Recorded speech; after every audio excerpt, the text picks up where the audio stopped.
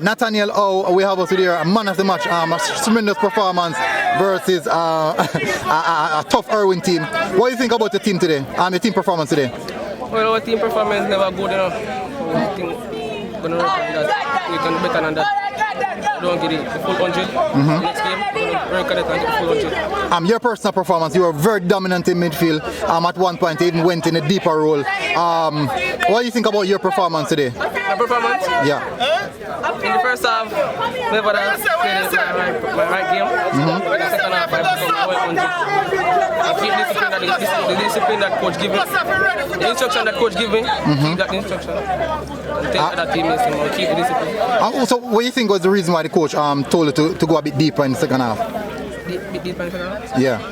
Tell me like, put up the 19 and me sit and control him. Okay, and good game again, and see you guys again for the next one. Yeah, Nathaniel? All right.